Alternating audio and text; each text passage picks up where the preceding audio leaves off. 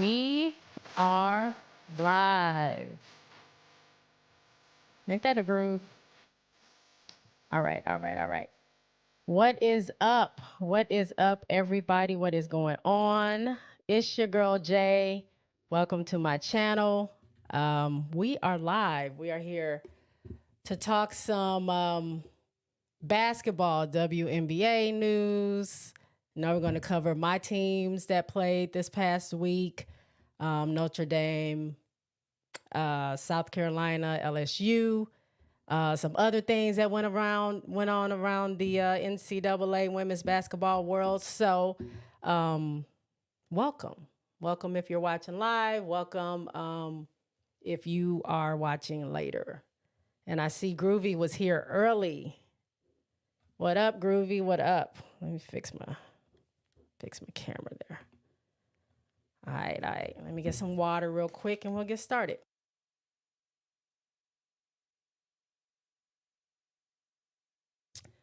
All right. I hope everyone is doing well out there.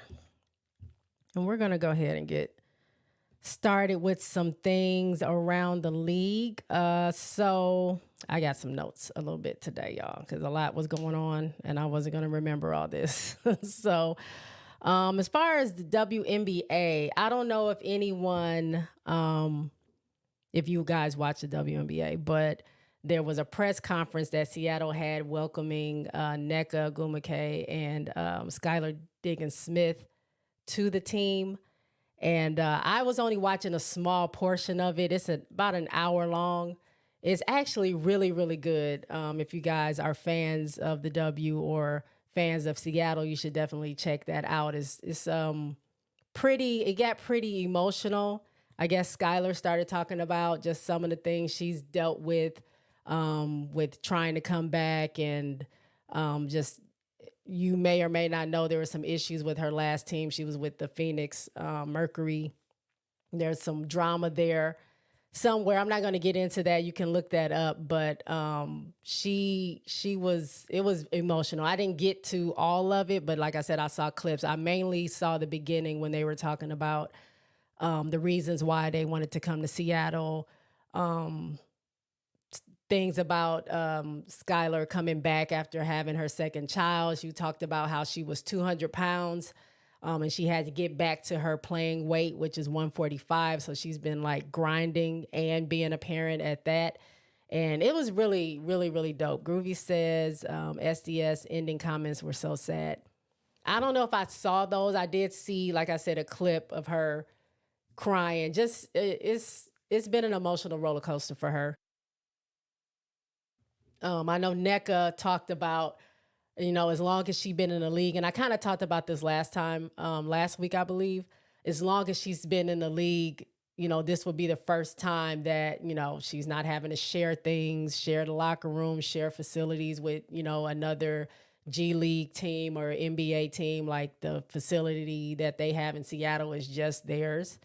And the same thing Skylar said, being able to, have those things means a lot because they are athletes. And like Nneka said, they're elite athletes, they're professional athletes, and they should be treated as such. They do understand there's limitations to the league because it is still, it's on its way to getting better every day or every season.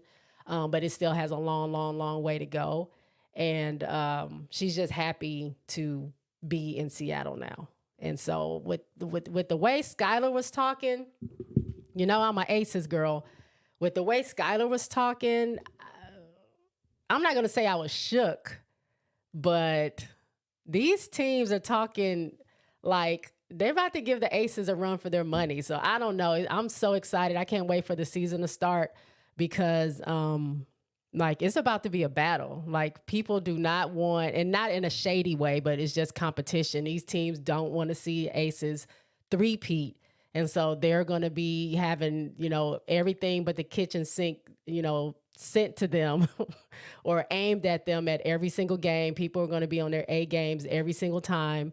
and is going to put the aces to the test. But it's actually really exciting because, you know, you have some of these teams that actually, it looks like, at least on paper, that they can actually contend for a championship in the future, hopefully, you know, eventually. You know, like, I'm not going to give my aces up, but it looks like they can give them a run for their money, maybe. So, you know, the things happening in Atlanta, things happening in Phoenix now that Kalia Copper is over there.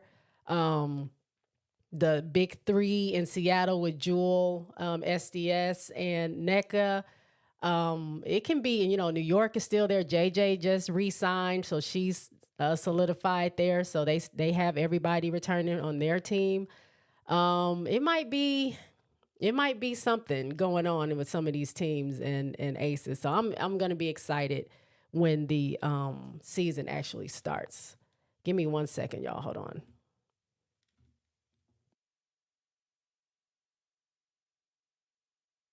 All right.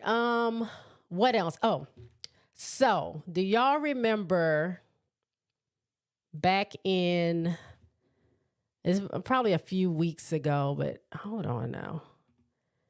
It probably was a few weeks ago that NBA guy, I'm trying to pull something up real quick because I forgot to upload it, of course. Hold on, see if I can get to it. Maybe not. Hopefully that's it. A few weeks ago, that basketball guy, Michael Porter Jr., I think is his name, made some comments about the W, started a lot of discourse online between people. And my fave, Asia Wilson, was asked about those comments in an interview she did for Complex. And I'm just bringing up the graphic of the title of her article. If you guys want to read it, feel free to read that. Go find it, read it. It's actually a really good, good interview. But I'm going to read the part where she talks about those comments. So the interviewer says, I have to ask about Michael Porter Jr. What was your reaction when you first saw the snippet on the timeline? This is what I get for taking a big gulp of water before I start reading. She says, God, I hate having that attention because he does not deserve it. I hate giving that attention because he does not deserve it. But honestly, you know, it's in those spaces where I would love to not even be talked about. Like, you have an 1.5 hour long podcast and then you get this 15-minute snippet of you going off on women, particularly women basketball players. And I'm like, we could have just left that alone, because if you don't know, you don't know. And I can appreciate you saying like, oh, I'm good. Like, let's leave that topic alone. Like, okay, I'm okay with that because he didn't. He just continues to show that we still have a lot of work to do. We can still show up every single day. I mean, his comments aren't going to change my paycheck. His comments aren't going to change who I am. But it's just hilarious to me that you're saying all that while wearing a shoe of a woman in the WNBA who's really good, Breanna Stewart. You're wearing her shoes on your feet. That hamster's not rolling, and that's why I can't give it any energy. I know she didn't call that man a hamster. But, you know, when it comes to press like that, I just wish we could just generate this press to like positive press, because now that's the first thing people think about. Like, yeah, like, oh yeah, when you really look at it, ping pong employees do make more. And she called them employees. And it's like, that's not even what we need to discuss. Like, my bank account should not be discussed. I pray for him. I really do. I pray when people talk that crazy. I really pray for them because they have a side of the world that they are completely missing. And I hope he finds that. But you can come to a game. You can get courtside seats. Actually, we might put you in general admission because we sell out. We got to see if we can find you a ticket because we sell out. But we'll put you in courtside, maybe give you a little table. You can bring your friends and really enjoy the game. So those were words from Asia Wilson. I thought was pretty funny because she kind of shaded him as she was saying, like, she's just tired of having that conversation. She's tired of having to defend women and women in sports, and particularly women in the W. And she would just rather, if you don't have anything positive to say about it, don't say anything. Just say, I don't want to talk about that. Let's talk about what I'm here to promote or whatever. Like, if you really aren't, a fan of women's basketball, or, you think negatively about it, there's no reason why you should, really have to put your 2 cents in, especially if you start off by saying, I'm an advocate. I'm an advocate for them. I advocate for them all the time, but, they shouldn't get paid whatever he said. So I thought that was a classy but very nasty read on Angel's part. Nolan is in the house. Good evening. Good evening. But yeah, I just wanted to share that because I thought that when I was reading that article a few days ago, I thought that was pretty funny that she said that. What else happened? I don't know if you guys are fans of the NBA, but we all know what happened this past weekend. The NBA Allstar weekend happened. So we had the celebrity game, which was on Friday, and actually Jewel Lloyd and Natasha Cloud from the WNBA played in those games, or in that game, on opposite teams. Asia Wilson was actually an assistant coach along with Lil Wayne. She was assisting Stephen A. Smith was the head coach of her team. And then it was Shannon Sharp and 50 Cent, and they didn't have another person with them.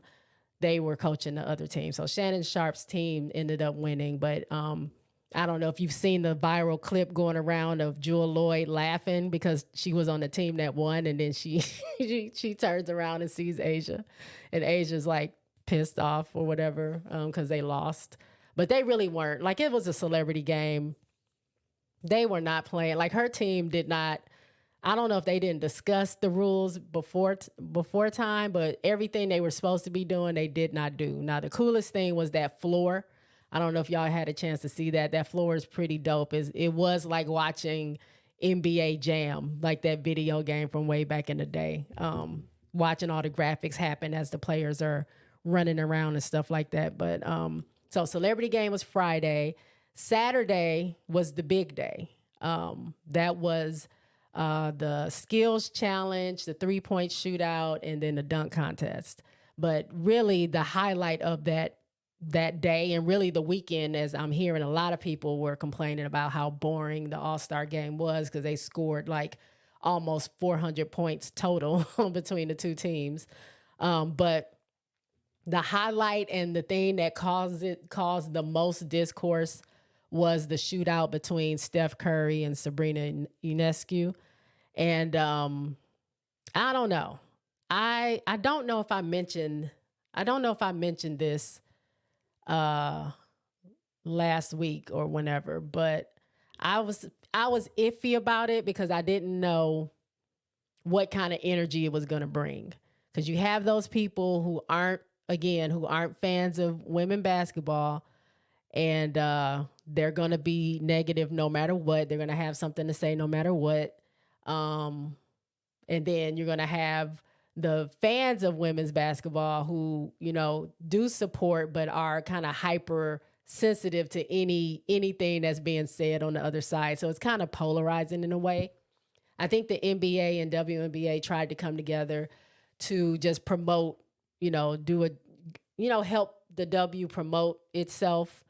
And then just have a fun time. Steph Curry owned the record for the most threes in the 3-point contest. Sabrina broke that record. Some people say she didn't because it was a smaller ball and all this other stuff. But regardless, she hit all her shots besides one. Steph Curry missed some shots, so he didn't have as many points. So she owns that record. So they decided to come together as a fun little thing. They competed, and Sabrina shot from the NBA line.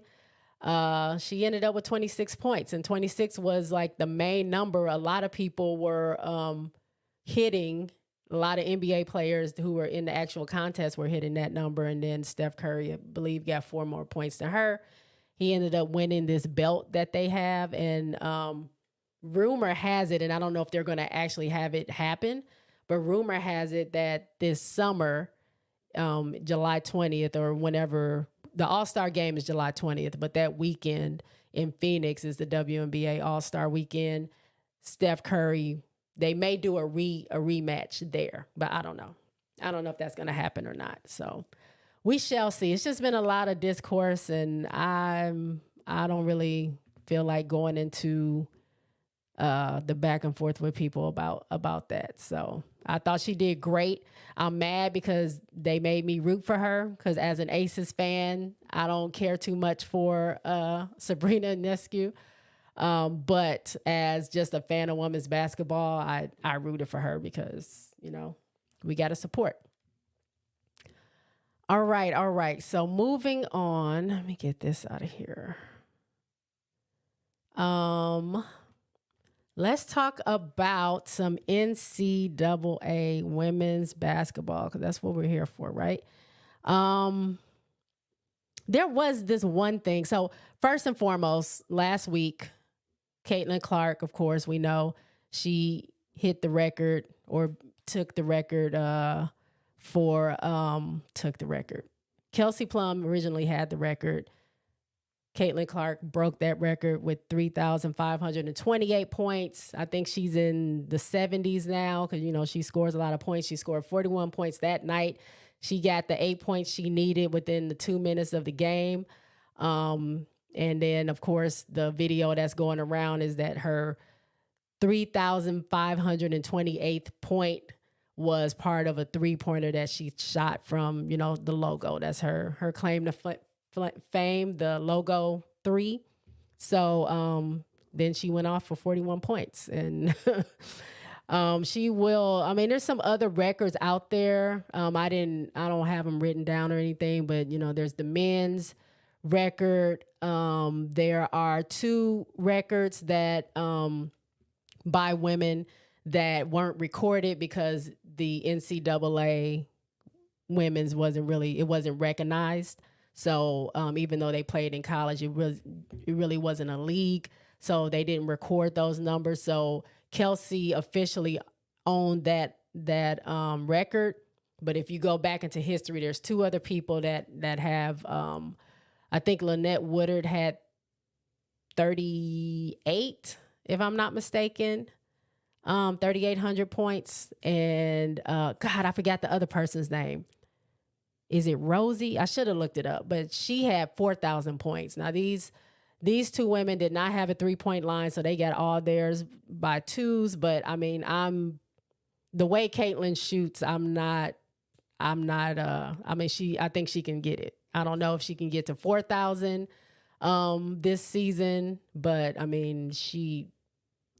think she can beat Lynette Woodard's her record for sure. So we shall see. The girl is a walking bucket, so I believe she can do it. DJ Basco says Caitlinclark next. Yep.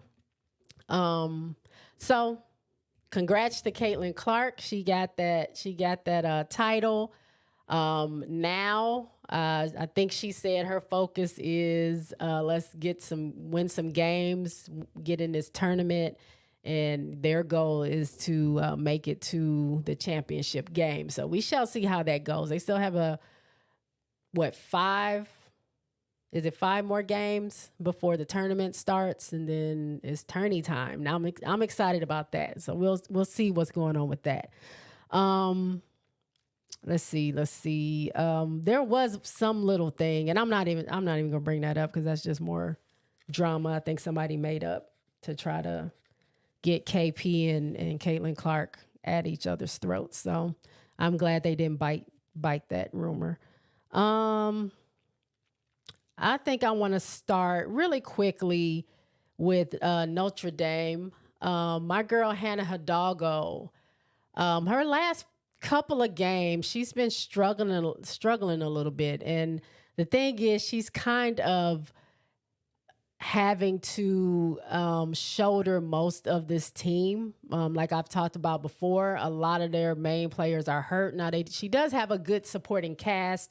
DeWolf, Watson, Marshall, and Westbelt, which they're not shabby. They're great players, but they lost like their main point guard, Olivia Miles, who was like the superstar on the team. And then a couple of other players that got hurt. Citron also got hurt, but she's been back now for like maybe 12 games.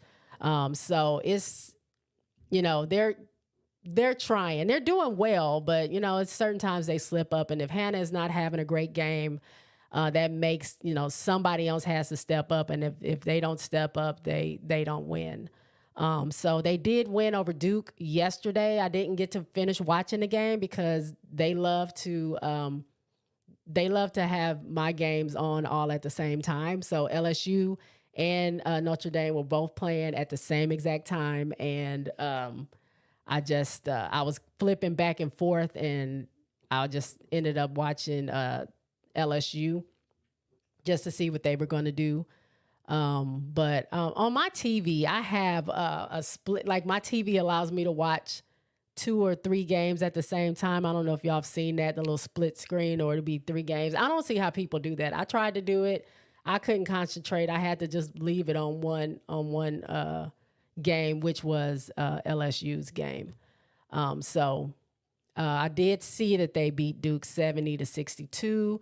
And I believe that Hannah had 20... She might have had 24 points, 23 points. She had 23 points. And looks like she was having a good game from what I was seeing. She was a leading scorer on the team, of course. Maddie Westbelt had 14 points. Citron had 12. Watson had 4. DeWolf had 3. KK Bransford, who's been playing a lot. Like, shout out to her. 8 points. She's been coming off the bench, really helping them out. And then Marshall also comes off the bench. She got 6 points. So everyone that played scored. So that just helped them get over the hump. They did lose their last game before that to NC State. They lost 59-43. But yeah, Hannah's been having a little difficulty, but it looks like she bounced back. A couple of games she was really, really upset at the fact that, her shots just weren't falling in. And,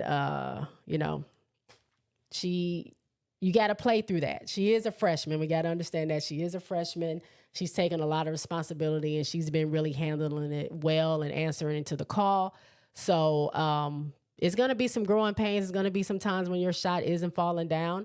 And I think she's answering the call pretty well so far. So shout out to Hannah. And I think I already talked about she has the record for the fastest for Notre Dame, fastest to 500 as a freshman. Let's go to South Carolina. I'm gonna probably end on LSU, but South Carolina played Sunday, if I'm not mistaken. They also had a game on Thursday. I'm trying to get to the scores here. So they played Tennessee last Thursday. They played Georgia. This was on ABC. College Game Day was there. And, excuse me. And they've been... So I don't know if it's them just playing more of the SEC or it's just these big games, but they've been coming out pretty, Nolan, hold on real quick. Nolan got me. Thank you. Pearl Moore. I don't know who I said, but Pearl Moore has 4,061 points.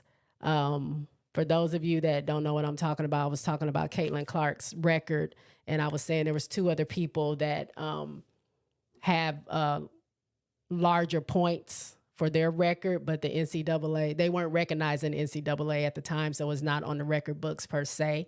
But Pearl Moore owns the record at 4,061 points. There was no 3-point line, so these are all 2 points. And as it says down there at the bottom, thanks to Nolan from 1975 to 1979. So thank you, Nolan, for that. I appreciate it. All right, getting back to South Carolina. So they've been really starting slow. And I think it's just what I was saying about the Aces. I think these teams are trying to knock this team off. This team is still the only team to be undefeated. If I'm not mistaken, was it Sunday or Thursday that they have the record now for the most consecutive wins at 43. So Don Staley owns that. They are now 24, 25, and 0.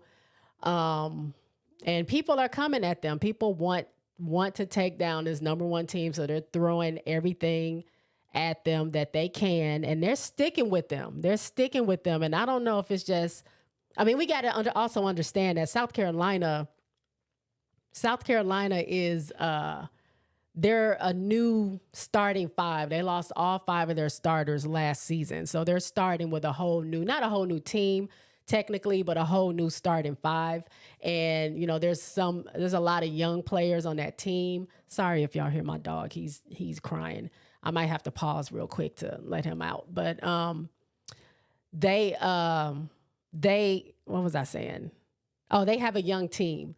So it's been remarkable what they've been doing this whole time, like the way that they've been playing, even though a lot of them don't really have the experience. You probably have like half the team has the experience because, Raven was there, Fagan was there, Cardoso was there.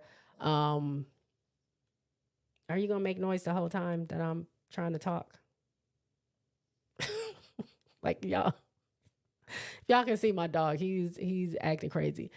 Hold on. Nobody leave. Hold on 1 second. Let me just open this door so I can let this dog out real fast. Hold on. All right, y'all, I'm back. So sorry to pause. Look, when your dog's got to go, your dog's got to go. And I'd rather him go outside and not in my studio. So anywho, I was talking about South Carolina. So I just half experience, half not. So a lot of people are throwing everything at them, and I think it's a good test for them. Like when they first started the season, they're beating teams 30 and 40 points. They're scoring 100 points on these teams.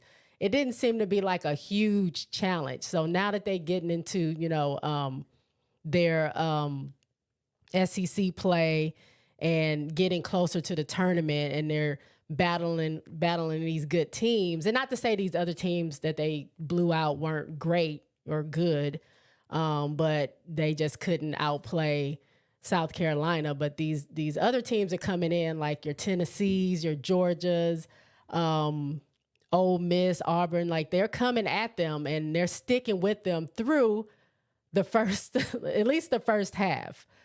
South Carolina started to get a turn up happening on the third quarter where they would blow teams out. But probably, I would say like these last 4 games or so, maybe even 5, they've been pretty tight with teams up until the fourth quarter.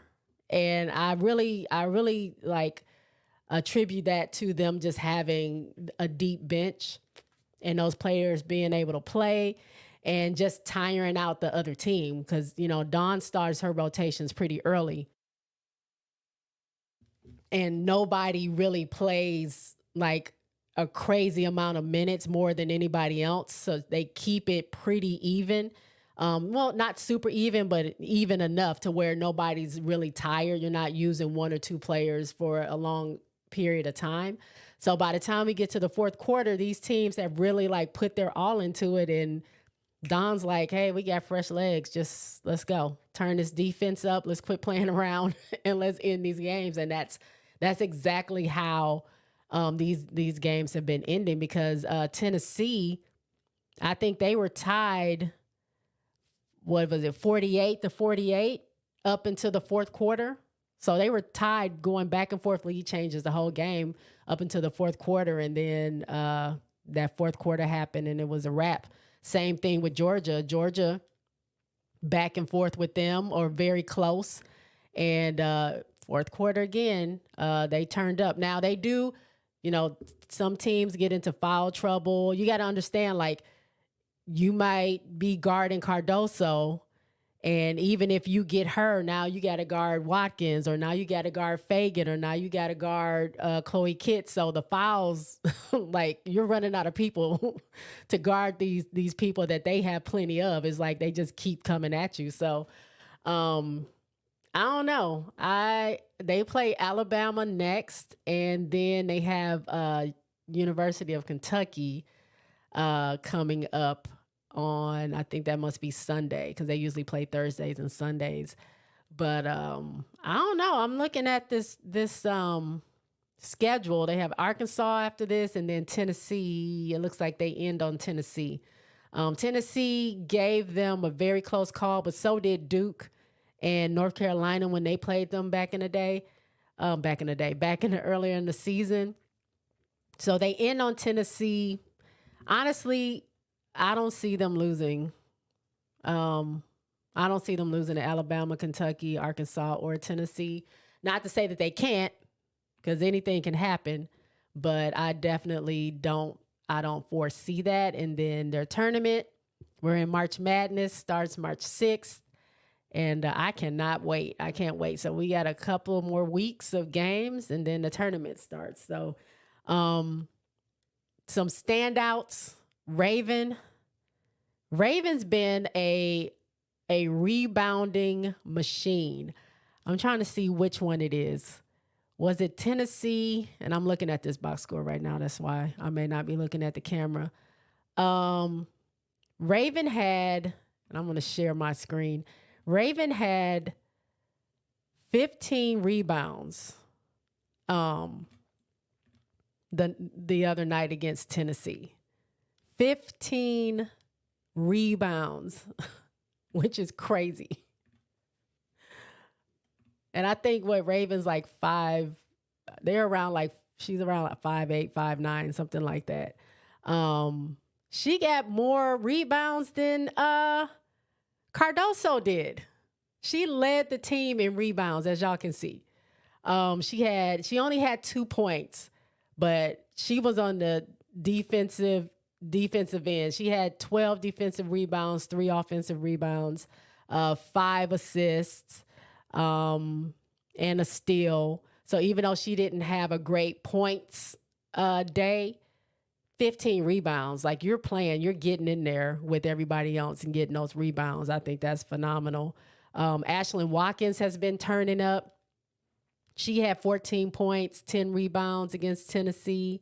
Camila Cardoso, she's going to get her double-double one way or the other. Bree Hall has been clutch threes when we need it. Pow Pow, she's kind of been off and on. Like, she'll start off hot and then you don't really hear from her too much, or she won't have a good start and then she'll turn up third and fourth quarter. So again, very, very balanced team, and it's hard to beat them. And everybody that played that game in Tennessee scored. So Fagan has 7 points. Fawali had 5 points. She comes in. I think she's really improved on defense. Like, she sticks with whoever she's guarding. She's looking to get the steal. She's looking to make sure that they're not, passing her. They're not getting a direct drive to the lane. But she's a spark. Like, we already know if there's a fast break to be had and Fawali is on the floor, she is going to get it. And the only thing is, I need her to connect, because sometimes she misses those layups, and it should not. There's no excuse. There's no excuse for that. You have the speed. You're athletic. She gets right up to that cup, and then it just rolls around and doesn't go in. Luckily, she has, good rebounders in Chloe Kitts or Cardoso that will come up and help her out. But she's gotta make those shots. If she makes those shots every time she gets a fast break or just drives to the lane, it's a wrap. So she just needs to work on that. But yeah, everybody has been performing super well as far as just improving, I think, every time they're playing. There's another one, the other schedule, if I can get to it. Sorry if y'all looking at this and it's going crazy. I'm trying to get to the other game on Georgia. And I see the comments. I'll get to it in 1 second. All right. If we're looking at Georgia, so Camila Cardoso, 16 points, 16 rebounds. That's a double-double for you. even 8 offensive rebounds, 8 defensive rebounds. 15 points for Pau Pau. She had 5 3-pointers that game. Like when she turns up, she turns up. Chloe Kitts, y'all know how I feel about Chloe Kitts. That's my, like, I really love her on that team. 12 points, 7 rebounds. Bree Hall had 9 points. Raven Johnson had 9 points, 5 rebounds. A steal, 2 assists. For Wiley had 4 points. 3 rebounds. Ashlyn Watkins, 3 points. She got into some foul trouble. And actually, was she the only one, the main one for fouls? Yeah, she got into some foul trouble pretty early, and she couldn't really get into the game like she wanted. Fagan got 2 points, and I don't think, Walker was in it, but she didn't get any points, and Tessa didn't get any points. But yeah, let me see what the Nolan has to say. Hey guys, all 20 of you, I appreciate y'all watching and looking. Give me the thumbs up while y'all are at it. I always say that too late, so I just happen to look up. I would really appreciate it if you give me the thumbs up. That keeps me on the algorithm. That lets people who otherwise may not see me, and then they can watch my videos and come into my lives and check me out, and we can have a good time. So go ahead and thumbs up for me, please. Nolan says teams are rising up against South Carolina. And with that, we get to see some of these less recognized players rise up. On Sunday, it was Javen Nicholson from Georgia who played a terrific game. Oh yeah, I that's why I really enjoy watching this, because it's so many players that I don't know about that when I do get to see them play a Notre Dame or LSU or South Carolina, I'm like, oh. These people get busy. Like this young lady is getting busy, whether they're winning or losing. They're riding for their team. So she had a really, really good game against South Carolina. And like I said, they stick with them most of the time through at least the first half. And sometimes they're leading at the half. It's just, I mean, South Carolina has managed to figure out the formula on how to, like, I don't know if they're tiring these teams out, if because they have, the energy, they're able to turn up the defense and offense, at a higher notch than some of these other teams that's been playing that whole time. I don't know what it is. It could just be Dawn is the GOAT, and she knows how to coach these teams and get them to perform.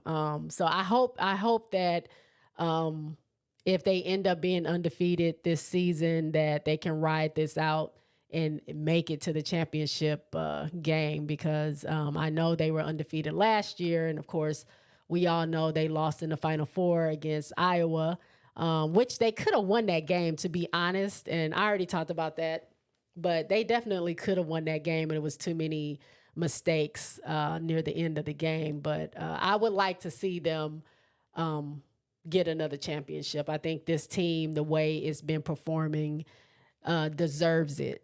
At least it deserves to get a shot at playing in the championship game. So we will see. I think they deserve to get a natty.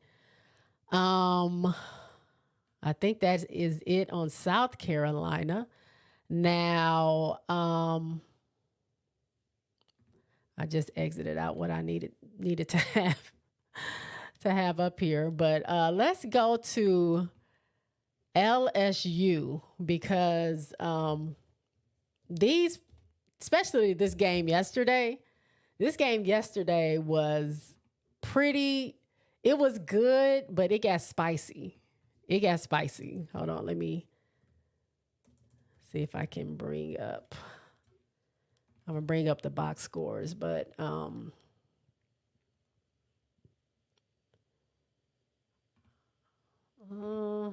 of course it won't let me. Here we go. Let me check real quick on my. Make sure I'm not missing anything. No. So LSU played Texas A&M.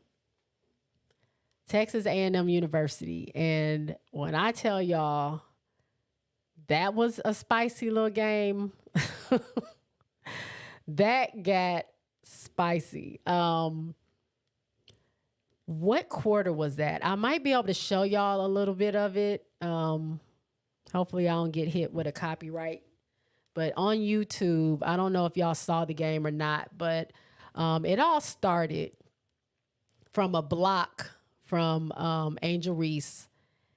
And it was a pretty big block. And I guess for whatever, she got called for a foul. And so the player that she blocked started clapping in her, like around her, or not necessarily in her face, but, you know, near her, like to taunt Angel. And Angel had words. It wasn't anything like, she wasn't trying to fight or anything. She was just talking like you do in basketball. You start, you know, talking your talk. And I guess another player didn't like something she said or whatever, but they kind of got in each other's faces. The teams break everybody up. They take a timeout to go back. There's actually a person from Texas A&M University. I don't know why I said it like that. Texas A&M that follows Angel as she's walking to the bench, still talking noise. Flage gets into it, and kind of they're going back and forth a little bit. It's a whole thing. And eventually what happens is that Angel gets called for a tech, and that player that was following her to the bench get called for a tech. I don't remember her name, but her number was 4.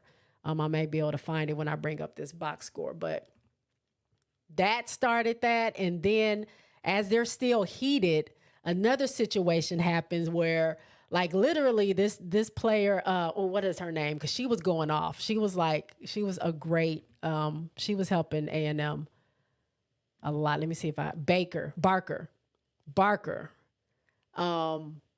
She was heated for whatever reason. I don't know what was going on, but I think she was upset from the last situation that happened. I don't think she liked how everything went down. Another play happened. Now she's in Del Rosario's face, and Del Rosario's like, "Oh, I don't know. I don't want to be. Don't involve me. Leave me alone. Like I'm, like I don't want to have anything to do with this." Angel and I forgot who was there. Was it Flage? Somebody kind of got into it. It was like, "No, leave her alone. Don't start that." It was like a whole thing. The coach for A&M ended up taking Barker out of the game for a little bit and told her like to calm down. They actually showed the coach, like, I can't read lips, but pretty much she was telling her, you got to calm down. Like, whatever it is, I need you on the floor. Like, she was the main person getting the points. So if you're in here, you know, about to get another tech, you're going to get thrown out of this game, and we need you. I need you to, you know, calm down, get yourself together, go sit on the bench, relax, and I'll get you back in the game, and then we can continue the game. But it was some exciting, basketball. I may be able to bring it up, like I said. We'll see if I can get to it without getting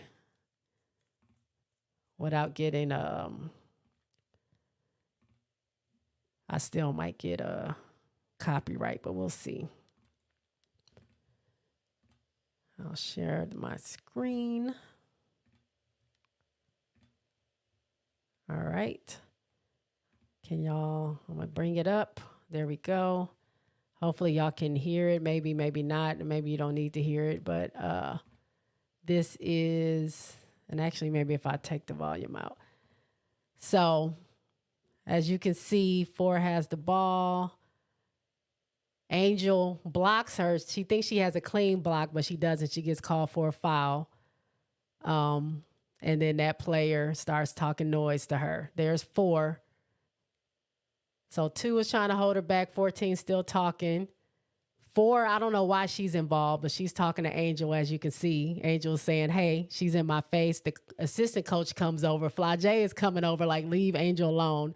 People are trying to scramble to get these teams off the floor. Now, 2 is Barker. That's the one who got into it with on the next play, but I don't have that on video. But you can see this again. Angel blocks, hits the girl in the head. She thinks it's clean. That girl's like, no, you fouled me. Says something to Angel. Angel doesn't like it. Now 4 is getting into it. I don't know why. Flage is talking to Barker and the other girl that got fouled. Yeah. She's still walking. And the thing is, they gave her and Angel a tech, which I didn't see why that should have been a tech. Maybe because words were exchanged and the ref was right there. So whatever Angel said to the girl or to whoever 4 is, I probably should see if I can find her name so I can quit calling her 4. KK Green. Nope. Yeah, KK Green is number 4. And number 14 is Malaya Johnson. So Johnson was the one that got fouled by Angel. And then for whatever reason, KK Green decided to insert herself into it. And she got a tech, Angel got a tech.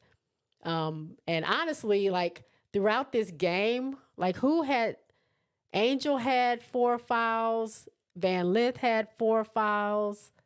Michaela Williams fouled out. Somebody else had 3. Just 4 and 4. Oh, Morrow had 2. I feel like Flage had more than 1, but they said she only had 1 foul. But it was very chippy for a minute with them. Very chippy. And then it was another questionable call that happened where Angel was going up for a shot. She missed, and she was going back for her regular putback like she normally does. As she's grabbing the ball, another player, A&M, is trying to grab the ball. I think Angel ends up getting the rebound, but both of them fall on the floor, and then they call an offensive foul on Angel when clearly she, like the girl was on her trying to get the ball away from her. I don't know what happened. Like, I don't know how that was an offensive foul on Angel, but it did take her out of the game a little bit because, you know, she had 3 fouls and then she had the 4th foul. She had to sit out for a little bit. And then I think she brought her back beginning of the 4th quarter. Luckily LSU had a very, very big lead most of the game. So although Texas A&M came back in the 3rd quarter, they still weren't close enough to take the lead at all. So Angel sitting out didn't hurt the team that much, but it still hurt them enough for them to try to, to have a little opening for A&M to try to come back. But it was crazy. I think the refs at that point were just calling fouls on LSU just to keep the peace. I don't know. It was just some very weird calls that they were doing against LSU, like at least twice that I saw. And I don't know, maybe they just didn't want things to get heated, so they just called a foul right away. But it just seemed, I don't know. I didn't like that they were calling these fouls on LSU when I felt like they didn't have to be fouls, and they weren't doing that same thing to A&M. But regardless, LSU won.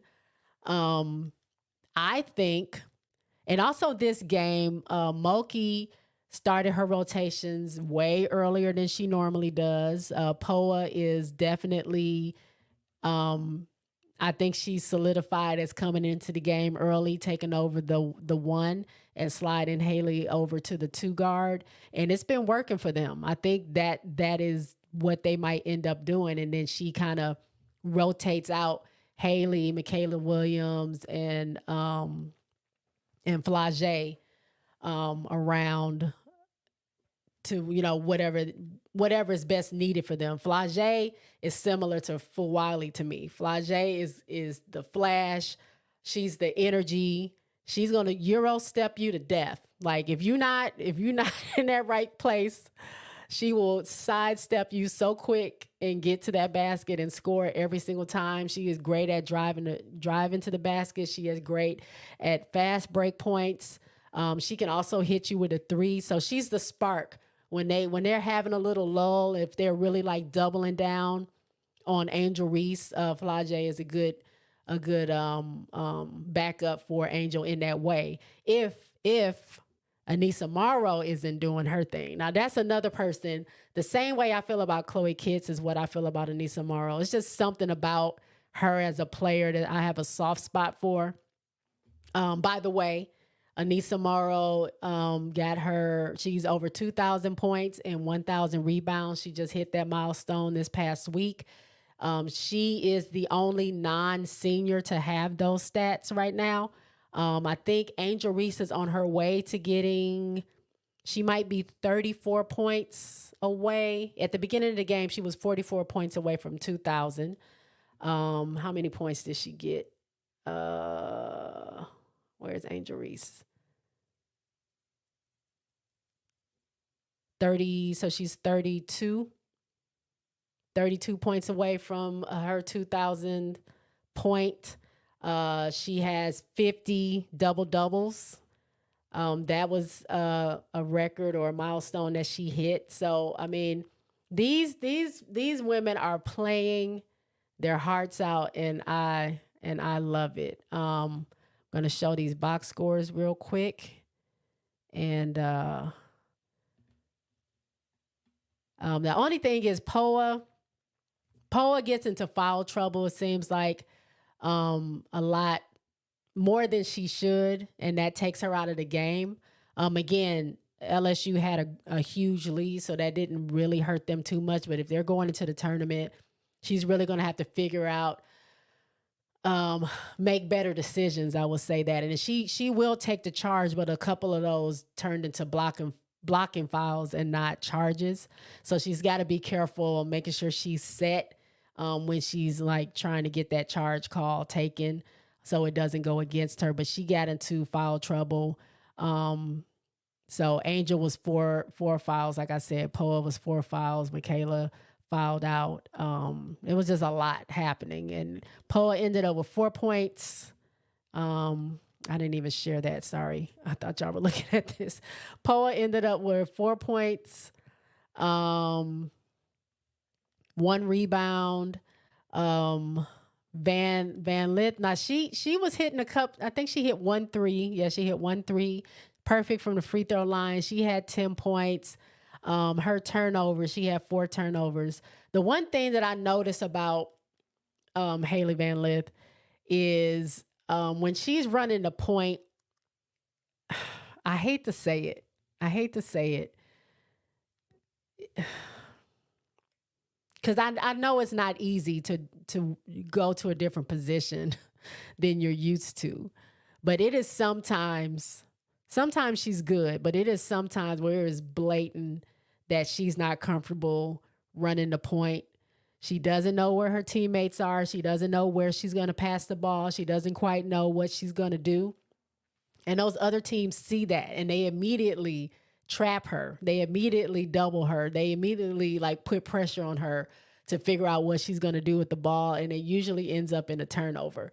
So she's gotta work on that. Sometimes if the time is right, she's passing that ball. She's getting it where it needs to be. She's much, she improves, time over time, but there are times where she looks like a deer in headlights. And I'm just being honest from what I'm watching, when I'm looking at the game, and she just doesn't know where she wants that ball to go. And Everybody's calling for the ball. She doesn't know where she wants to go. And while she's trying to figure it out, the other teams are like, oh, let's go put the pressure on her. And now there's a turnover, or she'll throw the ball out of bounds, or it's not good. It never ends up being a good play. So she has some things to work out on that end. But when she's hot, she's hot. And she's definitely great playing off the ball if she's as a 2 guard. When she gets that ball, they throw it around. It's time for her to take that shot. She can take the shot. She can drive to the basket. She's a great player. I don't take that from her at all, but I do think her as the point guard, we know there's opportunity there. My girl, Morrow, 25 points, 15 rebounds. It was scrappy. Because she was missing some. I need her also. She's another one where I want her baskets or that ball to go in the basket every time she throws it up. It just doesn't always. And sometimes they're super close. They're super close shots for whatever reason. They're not falling down. But if she knows her points aren't coming, she'll get on defense. She snatches those balls out of the air. She facilitates that play or that fast break. She really does. She plays on both sides of the ball very, very well. But I just wish those like little short range shots would go in, and she'll shoot a 3 every now and then. Sometimes it'll go in, sometimes it won't. This game, she was 0 for 2 for 3-pointers. But when it counted, when we needed that one extra little push to make sure this game was done, it was Morrow who came through. So 25 points, 15 rebounds, great game from her. Another great game, Flage, because like I told you, before Morrow was getting hot, Flage was taking over this game. Like it was steal after fast break, after driving to the basket, it was just they would take a shot, Flage would take a shot. They would take a shot, Flage would take a shot. They miss a shot, Flage would take a shot. Like she was all over the place. So she had 2 for 4 on 3-pointers. She had all her free throws, 7 for 11 field goals. She had 20 points, 9 rebounds. Angel Reese got her, like I said, her 50th double-double, 13 points, 10 rebounds. Michaela Williams, like I said, she had some foul trouble, ended up fouling out. She didn't have the best game. She had 4 points, 1 rebound, no steals. Angel Reese did have 4 steals. That was pretty cool to see. Del Rosario had 4 points and 2 rebounds, and she put everybody in the game. These last 3 were in the game literally 25 seconds. Like they came in for the last 25 seconds of the game. But it's good to see that Coach Mulkey is trying to rotate a little bit more. She's going to have to. Like there's no way. Like I think she can go far in the tournament if she doesn't figure out a way to make sure that Angel is rested and not overplayed. The same with Morrow, the same with Williams. And then just in case they're not having a good game, we know that people are going to double Angel. And if Morrow's not having the best game, who's your next option? If Flage's not having a great game, who's your next option? If people get into foul trouble, if people are tired, if they're getting doubled, they seem to have an issue playing through the 2-3 zone, which is why they were taking some outside shots that they probably didn't need to. But either way, they ended up, they won the game and they were winning by a lot. But I'm glad to see that she's trying to incorporate other players more. I think I see Kent in there a little bit more. We see Poa a lot more. Del Rosario's coming in earlier. She probably needs 1 to 2 more players. Hopefully somebody can step up to the plate. during the tournament and help them out. But I think if they can remain fresh, I think they have a really good shot at being a dangerous team. The more they work together, is great. The way that Poa finds these players, Angel is a great passer as well. She can find her teammates. It's like she'll throw that ball directly into the hands of whoever it's supposed to go to. She's really good at passing the ball. So is Morrow. So they have all the pieces. They just need to figure out how they can work together and make it cohesive enough to make another run like they did last year. And I don't know if they'll win the championship. I'm leaning, if I have my pick between my three teams, I'm leaning towards South Carolina, but we never know. We never know. I hope, I don't see North Carolina. I don't see Notre Dame going very far, because I just don't think they have the manpower to do it, but I'm not going to give up on my team. We'll see how far they get, but I do see, hopefully, both LSU and South Carolina can make it pretty far in the tournament when it starts. And, they do have, who do they have coming up before this tournament starts? They have, they play Auburn again. That's going to be fun. Tennessee, they play. Georgia, Kentucky, and then it's time for their tournament. So interesting. It's going to be an interesting 2 weeks. I'm excited to see that. And again, guys, please give me the thumbs up if you're in here and you're watching. Give me the thumbs up. I appreciate that. If you are not subscribed and you would like to be, you can also hit that button as well. That'd be great if you did that. I had asked for, I think I'm on the road. I'm on the road to getting 500 subscribers. I think I'm at, last I checked, I was at 238. So I'm a new channel. I'm not necessarily new, but I'm new to YouTubing. I'm a podcaster, so I'm not normally on camera. So, I really wasn't doing anything with my YouTube. I started talking about this and some other things that I talk about on my podcast. So now I want to get to at least 500. So if I can get to 300 by next week this time, that would be great. That would be great. So I haven't checked, but before I started, I was at 238. So tell a friend to tell a friend. If y'all like these lives, if you like other things that I have on my channel, feel free to check those out. If you enjoy those things, give me the sub. I would really appreciate it. And if you're in here now, all 30 of you just watching, if you are able to, give me the thumbs up. I would really appreciate it. But yeah, I think that is all I have for this week. Checks notes to see where we at. No, look at that. I remembered everything. I barely had to look at my notes. Sometimes I forget, y'all. A lot happens outside this camera shot. So, I don't know if anybody has any other. Oh, you know what? I forgot really quickly. I had asked people to send me questions, Q&A, either about me, my channel, my podcast, my teams. And I would answer them. And I actually had, because I forgot to do it last week. So I'm trying to find, if I can, find this question that I got and try to answer it. Because I said I would. So Florida, Georgia sent me this question.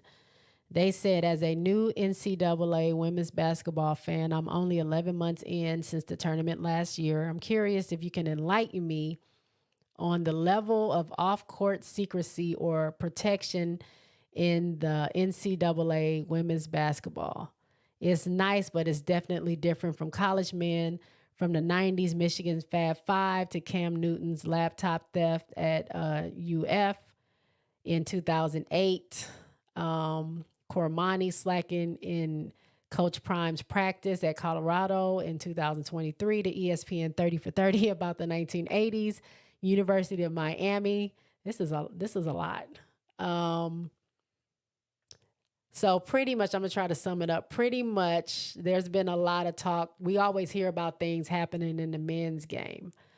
They said, I find it interesting that it isn't public why Don Staley suspended Ja or why Kim Mulkey dismissed Katie Poole.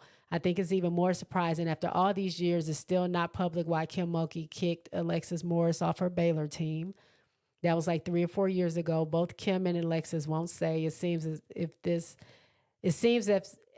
there is a layer of protection or secrecy in the NCAA women's basketball that only LSU's Flau'jae Johnson's mom, an outsider, has broken. What do I think about that? They said, I guess it's a nicer way of doing things, but it's definitely different from the men's. Do I agree? Okay, so do I agree? So this is what I think. I think one, there's starting to be more popularity around the women's game to where people are watching in record numbers and people are caring. But I think for a very long time, a lot of people didn't care about the women's game. So any drama or behind the scenes stuff that was happening wasn't really news because people didn't really care. They didn't know who the players were. They didn't know the significance of what was going on. So it wasn't really a big thing unless it was like some super duper scandal. I don't think anybody really cared, to be honest, which is sad, but I think that's what it is. And so I think it's just on the other side of that, I think in order to grow the women's game, the women's game has so much scrutiny on it already. And everyone is already ready to pick it apart for any little thing. So they don't need to add anything negative to what is people already see as a negative thing. So I think it is by design that they hide a lot of stuff, or like they keep a lot of the drama out of the public eye, or they won't speak about it because it's just not it's not going to benefit anybody to know that stuff. And it will just cause the haters of the game to just continue to hate and then use that against them. And I think they're protective of their players in that way.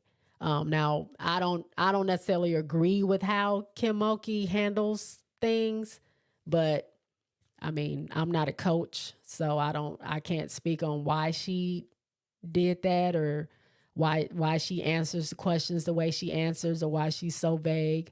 Same thing with Dawn Staley. I love Dawn Staley, but she pretty much said when Ja is ready to come back, hopefully she can come back, and that's it. I think it's protection of the player, but also protection of the game itself, because there's so much negative for women's basketball and women's game that they don't really need that. So that's what I think. I don't know if anyone else has an opinion about that. Drop it in the comments. I would love to hear what you think about that. And there was another one. Derek Smalley, I think that's how you say your name, says that they enjoy my broadcast. Thank you very much. Since I appear to do women's sports, I would love to hear your opinion on the development of women's basketball from past to now and the opinion of how people felt from back in the past to how they feel now. So thank you for watching. I appreciate that. As far as I do women's sports, I'm not a commentator. I'm not a sports scientist. I'm not a historian. I'm a lady who enjoys watching basketball. I recently got into college women's basketball. It's very exciting. I love the W, but I also watch NBA. I also have watched college men's ball, but I get on here to chat and talk with whoever wants to comment. And I just really I'm like your homegirl that just recaps the games that they saw. And we talk back and forth. That's really it. I don't really report the news. I don't really have a lot of hot takes or anything like that. I'm just your homegirl that saw a game and I'm trying to see if somebody else saw it and let's talk about it. That's it. So as far as the question is concerned, my opinion on the game back then from the game now, really the only thing I can say is I started watching the WNBA when it first started in 97. And I was very excited to know that there was going to be a league. And for a while, I watched it, and then I fell off from watching sports, period. It was a whole thing. Life was life, and I missed out on a lot. I'm finally back into it, and now I've added college women's sports basketball to it. And I'm excited because what's intriguing me about the college basketball is going back to watch the W now. I'm excited to see what new talent we have because the game has changed. When I was watching it, yeah, we still had the fancy passes and, flashy players and things like that. Cynthia Cooper, Cheryl Swoops, Lisa Leslie, Tina Thompson, Tisha Pinachero, Diana Taurasi's still in the league. Swing Cash, Rebecca Lobo. I mean, I could name, all these different players. Maya Moore, Simone Augustus. Like, we had a lot of talent. Like I was in the league. They had a lot of talent. But when I watch it these days, like, it is, I don't know. It's just the atmosphere is different. The caliber of player has improved. And then I think women's college basketball is just exciting to watch. And now they have the audience and people are really, like I said, watching it in record numbers. And that's only growing the game for women, across the board. So, because these players that you love watching play college, now you're following them too if they go to the W or whatever and become professional players. So the game has grown. These players, these young girls are really, really athletic. And they grow up to be women who are really, really athletic and they bring a lot to the game. So to me, is way more exciting. They're very competitive. And I don't know, it's just the atmosphere, like I said, is different. So I don't know if that really answered the question, but I just feel like the excitement has turned up. And I think the excitement was always there. It's just we have notable players out there like your Caitlin Clarks or your Angel Reeses, whether you love or hate them or whatever. You have people like the freshman class, Juju Watkins and Hannah Hidalgo and Malaysia Fawali and Michaela Williams and like all these freshmen coming in that's just doing these crazy things and scoring these points and it builds the excitement around the game. So you do want to follow them throughout their career till when they get to a professional level. And I think that's what happened. People were following Aja Wilson and Brianna Stewart and Ionescu and all these different players from when they were in college till now. So I think it's just talent is high.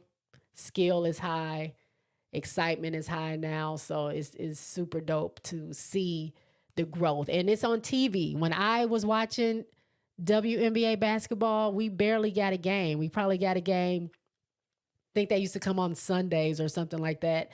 You might get a weekday game that came on TV. Everything else, like you had to look on the internet to see the scores, or better yet, the newspaper, because that was still a thing back then. To check the box scores out and see who won. And now we have WNBA League Pass. We have, the internet is there with ESPN where you can virtually watch any game you want. I mean, you have to pay for certain things, obviously, but it's so accessible now. The college games are so accessible. So I like where it's going. It can only go up from here. SC Bread said, how to get announcement of upcoming broadcasts and notify. For me, how do you get a notification? Well, if you are a subscriber, I believe you can just go on my main page and there should be, let me see if I can go to it. See if we can do this together as a family. I'm going to go to real fast. See if I can find it.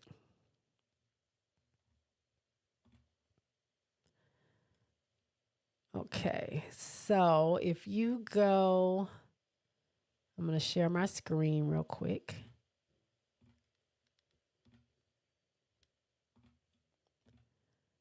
Boom, there I am. Oh, hey, I got another subscriber. Thank you, whoever subscribed. Want to get to 300 by next week, 7 days from now. So tell a friend, tell a friend. Go ahead and hit that subscribe button. But if you go to my main page, once I let you see what I'm looking at. If you go to my main page, you can see right there where it says subscribed. And I'm on a laptop. But you can see right there.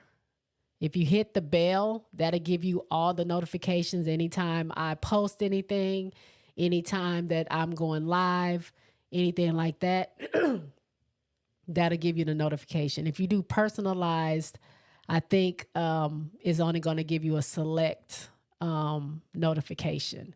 Now, also normally when I say I'm going to go live, I'll post under my community tab right here.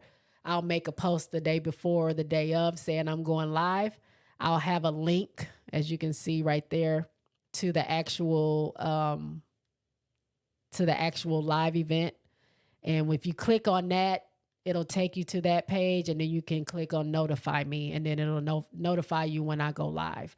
So normally on all my posts for live streams, I'll have the link to the live stream. It just, obviously I won't be live yet. I usually do that the day before. But if you follow me or if you subscribe, you should be able to just go there and hit notify me, or you can wait to see this link and then you can hit notify me, and then you can be notified when I go live again. I've been trying to go live every Tuesday as long as I can. I have stuff to talk about, and I'm not too, busy with work or anything like that. So, again, give me all the thumbs up, please. If y'all would, please, that'd be awesome. I appreciate it. Please like, subscribe, share, tell a friend, tell a friend. And I think that's all I have. Again, I'm a podcaster. I have other things on here, music, my personal stories, my podcast episodes, my special episodes on different music artists and videos and things like that. So if you like that side of it, hit me up as well. So that is all I have. I thank y'all again for watching, everyone that was here, everyone that commented, everyone that's going to watch, and everybody that's going to comment. I appreciate y'all so much. I'll see y'all later. Have a good Tuesday night. Peace out, y'all.